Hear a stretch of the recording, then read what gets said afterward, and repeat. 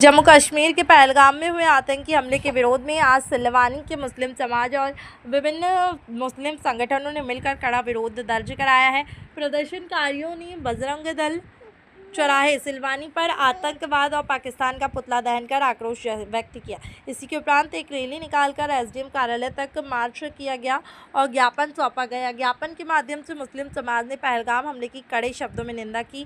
भारत सरकार से मांग की है कि दोषियों पर कठोर से कठोर कार्रवाई करे। प्रदर्शनकारियों ने स्पष्ट रूप से कहा कि किसी भी आतंकवादी को बख्शा नहीं जाएगा। जो आतंकवाद द्वारा 26 लोगों की हत्या की गई है और जिसमें जो हमारे देश के नागरिक वहाँ पर गए हुए थे पार्टी की उसमें ढूंढने के लिए, वहाँ पर उन लोगों को निहत्या समझकर उन्होंने आतंकवादियों ने उनको मौत के घाट उतार दिया।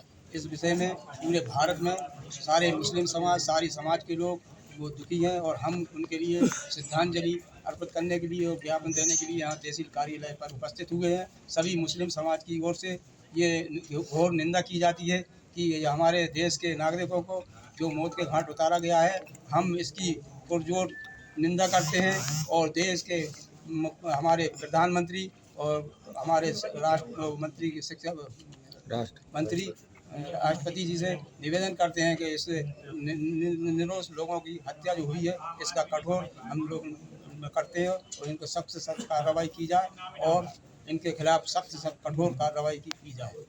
एकजुट हुई और तहसील कार्यालय किस चीज़ को लेकर आपने ज्ञापन दिया है? पहलगाम में जो आतंकवादियों ने हमला किया है जिससे हमारे देश के 26 नागरिक मारे गए हैं, उसके आक्रोश है जनता में और ख़ासतौर से मुस्लिम समाज में बहुत आक्रोश है।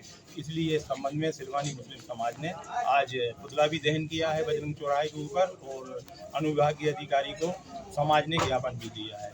और ये जो साजिश है, जिसकी भी साजिश हो, चाहे विदेशी साजिश हो, ये हमारी भारत की एकता और अखंडता को तोड़ने के लिए साजिश रची गई है। इस साजिश को हम भारतवासी, सर्व समाज के लोग किसी भी तरह उनकी साजिश को हम कामयाब नहीं होने देंगे और हमारे मतभेद भले ही कितने हों भारत सरकार से, लेकिन देश हित में, राष्ट्र हित में, राष्ट्र के लिए हम पूरी तरह सरकार के साथ हैं और सरकार से मांग करते हैं कि इन आतंकवादियों को जैसे चाहे जिस देश के रहने वाले हों, चाहे वो पाकिस्तान के हों, चाहे चाइना के हों, चाहे बांग्लादेश के हों, चाहे भारत के ही क्यों ना हो, उनको कठोर सख्त सज़ा दी जाए। धन्यवाद।